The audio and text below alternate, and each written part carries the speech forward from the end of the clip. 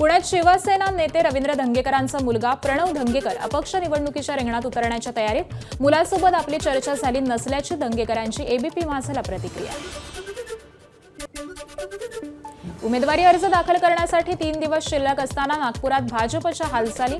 मुख्यमंत्री देवेंद्र फडणवीसांच्या भेटीसाठी रामगिरी बंगल्यावर इच्छुकांची गर्दी।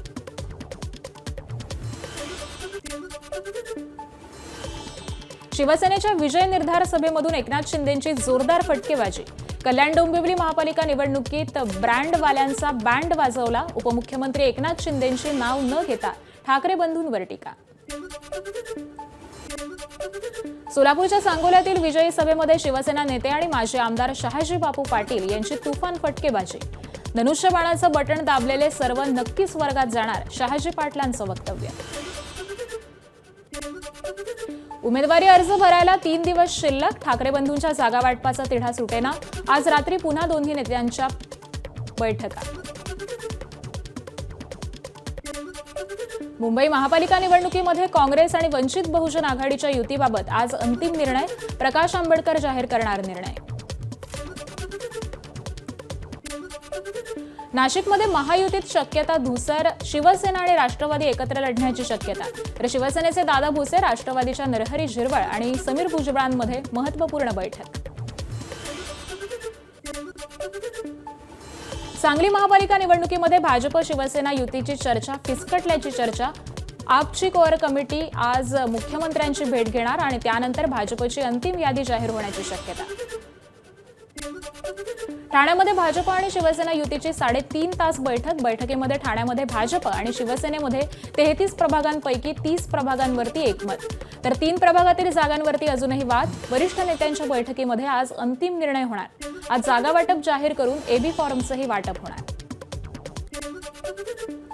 अमरावतीतील जागा वाटपाबाबत आज नागपुरात बैठक। पालकमंत्री चंद्रशेखर बावनकुळे जागा वाटपावरती तोडगा काढणार। काल मुख्यमंत्र्यांची तुषार भारतीय यांच्या निवासस्थानी स्थानिक पदाधिकाऱ्यांशी चर्चा झाली।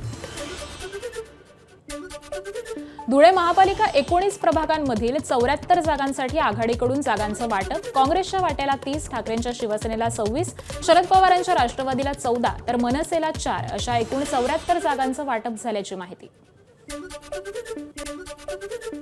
बीड जिल्हा परिषद पंचायत समिती निवडणूक भाजप स्वबळावरती लढणार। भंडारा जिल्हा परिषद पंचायत समिती निवडणुकीसाठी भाजपकडून कामाला सुरुवात। भाजपकडून इच्छुकांच्या भेटीगाठी आणि संवाद साधण्यासाठी सत्र सुरू। बीडमधील जिल्हा परिषद आणि पंचायत समितीच्या निवडणुका थेट एप्रिलमध्ये होतील। आमदार सुरेश धसांचं वक्तव्य। लवकर कामाला लागून नका, नाहीतर दवाखान्यात जावं लागेल, धसांचा कार्यकर्त्यांना सल्ला। महापालिका निवडणुकीसाठी विदर्भामध्ये काँग्रेसनं सकारात्मक प्रतिसाद न दिल्यास वेगळी आघाडी करू। राष्ट्रवादी शरद पवार पक्षाचे प्रभारी अनिल देशमुखांचा काँग्रेसला इशारा। सांगलीतील प्रभाग क्रमांक 19 मधून भाजपनं उमेदवारी डावलल्याचे संकेत मिळाल्यानं उषा पवार नाराज। सर्व्हेमध्ये आघाडीवर असताना देखील डावलल्याचं पवारांचं मत। रक्तानं पत्र लिहत पवारांची फडणवीसांकडे तक्रार। वसई विरारमध्ये भाजपच्या माजी उपजिल्हाध्यक्ष सचिन राऊत यांच्या ठाकरेंच्या शिवसेनेमध्ये प्रवेश। शिवसेना नेते विलास पोतनीस यांच्या उपस्थितीमध्ये पक्षप्रवेश पार पडला। नांदेडमध्ये काँग्रेसला मोठा धक्का। माजी महापौर शीला भवरे यांचा भाजपमध्ये प्रवेश। अशोक चव्हाण यांच्या उपस्थितीत पार पडला पक्षप्रवेश। नांदेडमध्ये प्रभाग 2 मध्ये देखील काँग्रेसला मोठा धक्का। मुस्लिम पदाधिकाऱ्यांचा भाजपमध्ये प्रवेश। शहरामध्ये मुस्लिम वोट बँक जास्त असल्यामुळे निवडणुकीमध्ये काँग्रेससाठी धोक्याची घंटा। एबीपी माझा, उघडा डोळे बघा नीट।